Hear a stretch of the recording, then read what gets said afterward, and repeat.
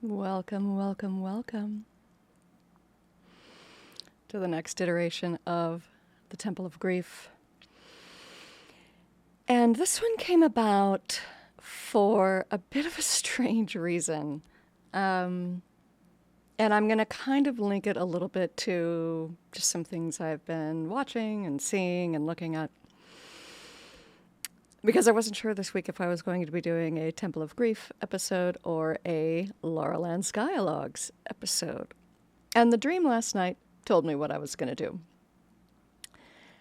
So this could very well be because I was watching The Last of Us last night.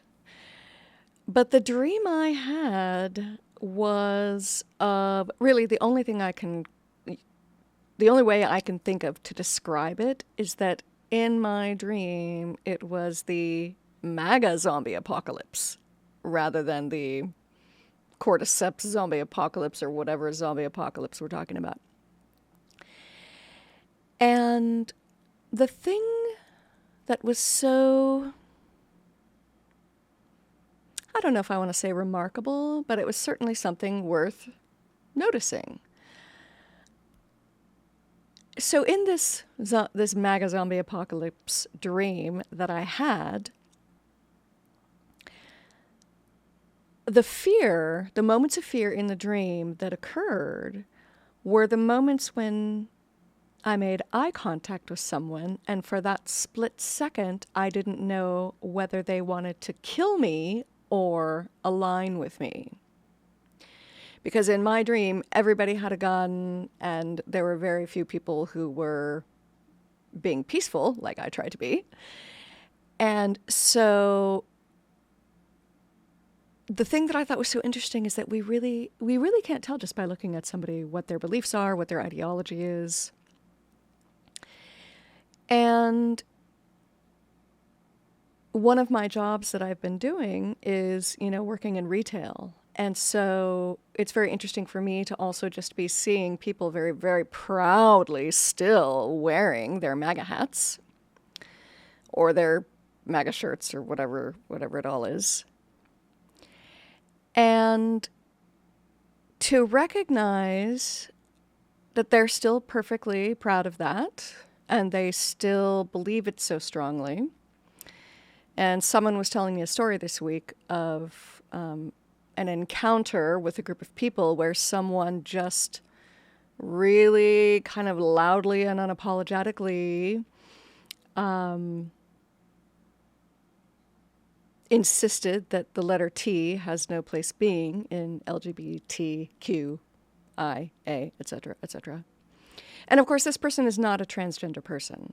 And so this person who said that is someone who just insisted, I am not going to change my mind, and nothing is going to change my mind.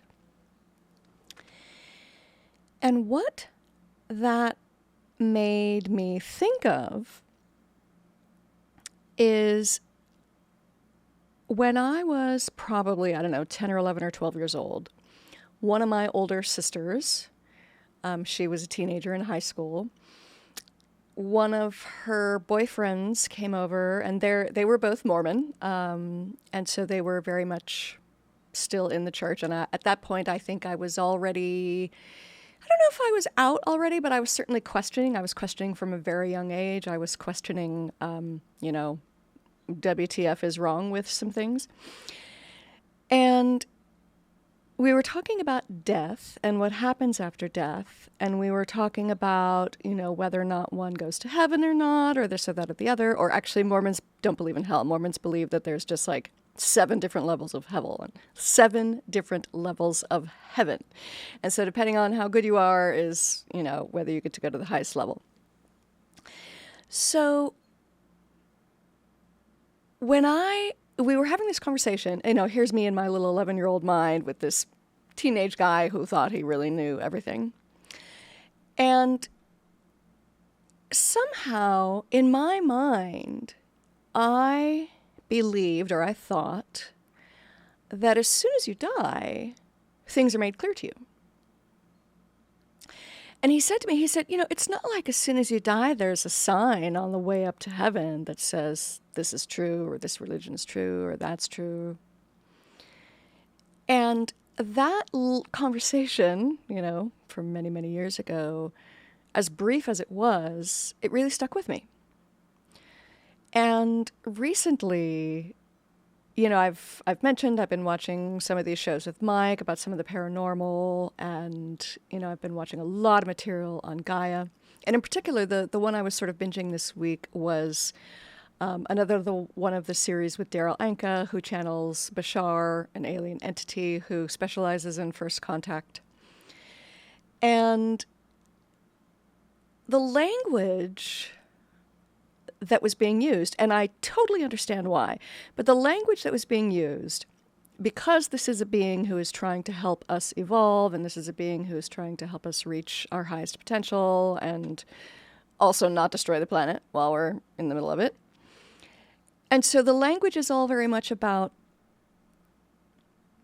that when we die, we do go back to a place ancestors and spirit guides receive us. We go back to a healing place. But I am now realizing that is not automatic. When I see the ways that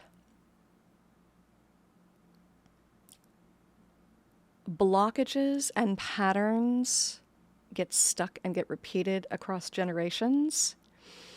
And when we hear stories of, whether you want to call it a haunting or whether you want to call it a, whatever, that there's some paranormal activity, which is usually a perturbed spirit, a spirit who was somehow suffering at the time of death. Maybe they didn't know they died. Maybe they're lost. Maybe they're confused. And if they were in a lot of pain, or if they suffered greatly, or if they were tortured or abused, the spirit of that person can linger, and it can be trapped, and it can wreak all sorts of havoc on other people around us. And it got me thinking. About not necessarily the urgency of what we do for our own self-healing practices, whether you're a meditator or a prayer or whatever is your preferred, whether you do yoga, whatever is your preferred method for getting centered, getting balanced, getting grounded, etc. The urgency with how important it is for us to do that work, whatever that work is for you personally. And, bringing it back to The Last of Us, the zombie apocalypse series on HBO. Spoiler alerts, by the way, if you're not caught up on season 2, episode 2. Something that not just HBO, but folks like to do sometimes, especially when they're in these long repeating series, is to kill off one of the characters early on.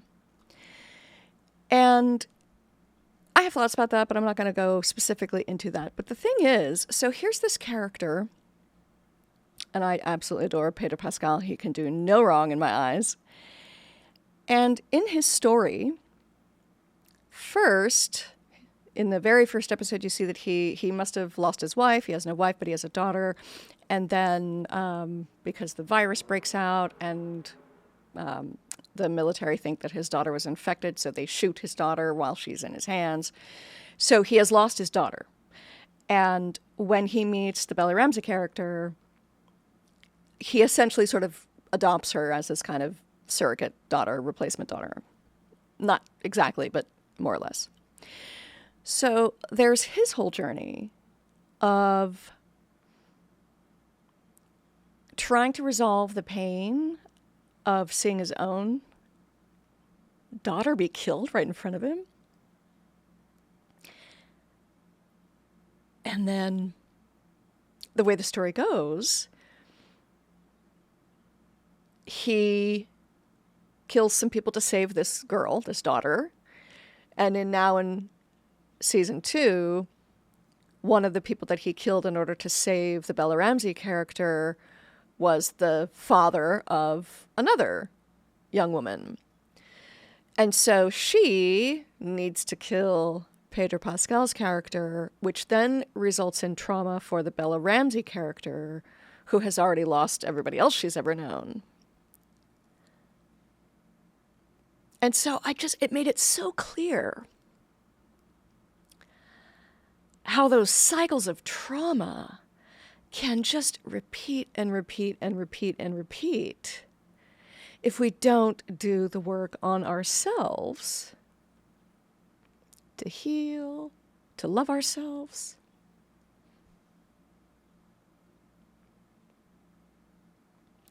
So yeah, there's a little bit of urgency there. And when I look around at this dream I had last night, and again, probably the reason I had the zombie apocalypse dream is because I was watching The Last of Us. But to see the way our own world, our own society here in the United States, the so-called United States of America, seeing the way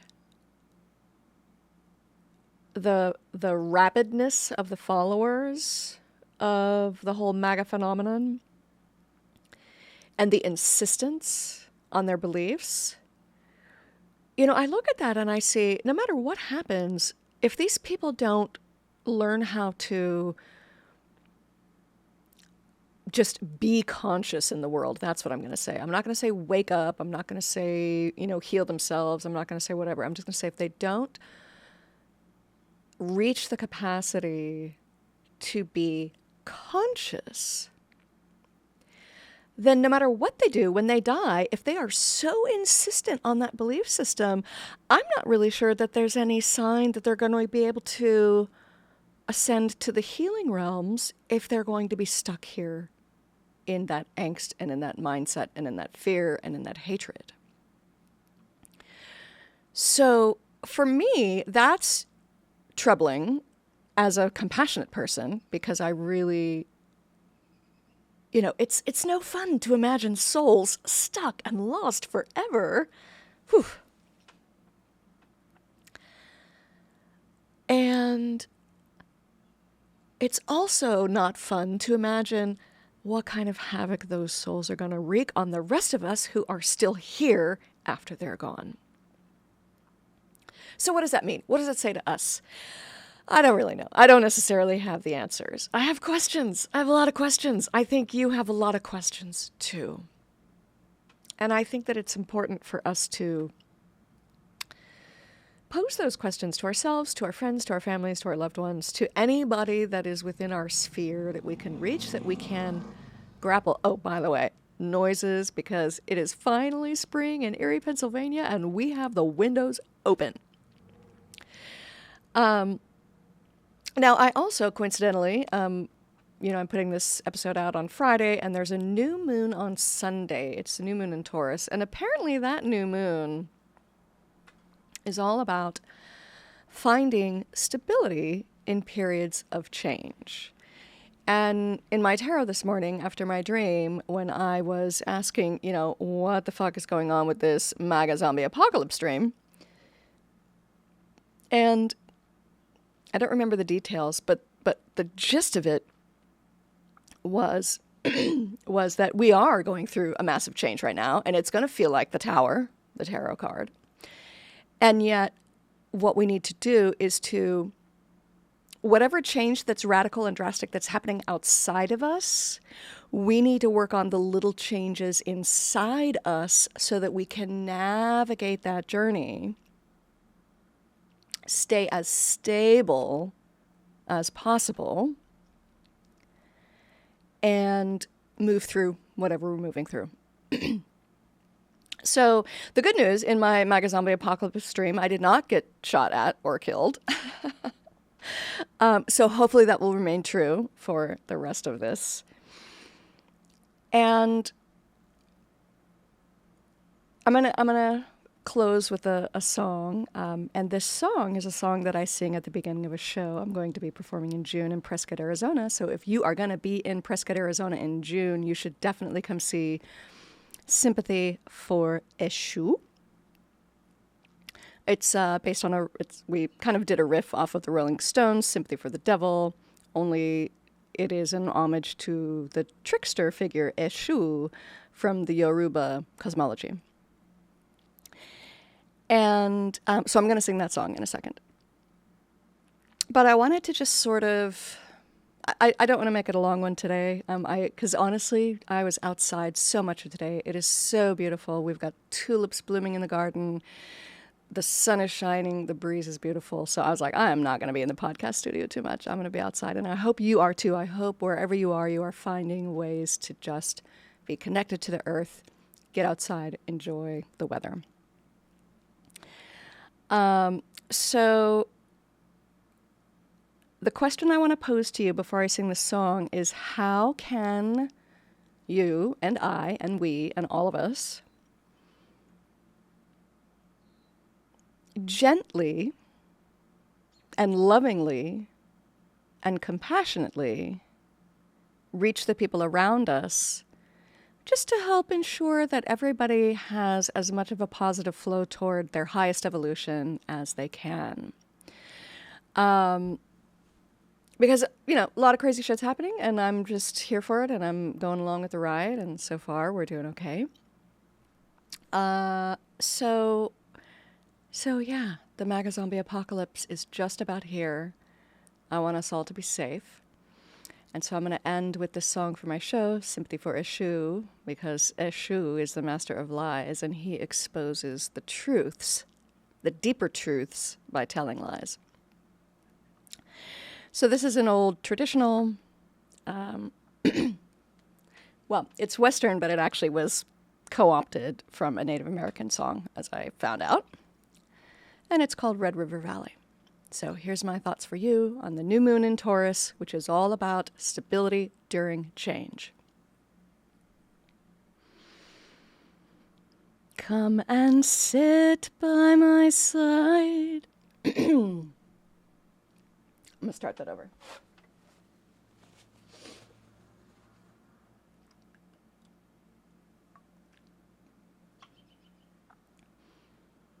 Come and sit by my side if you love me. Do not hasten to bid me adieu,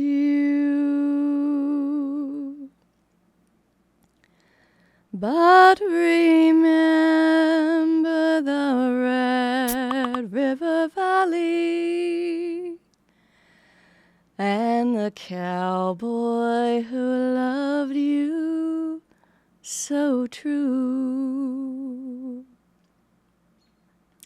That's all for tonight. Happy new moon. Happy MAGA zombie apocalypse if we can make it through. Much love to you all. Stay safe out there.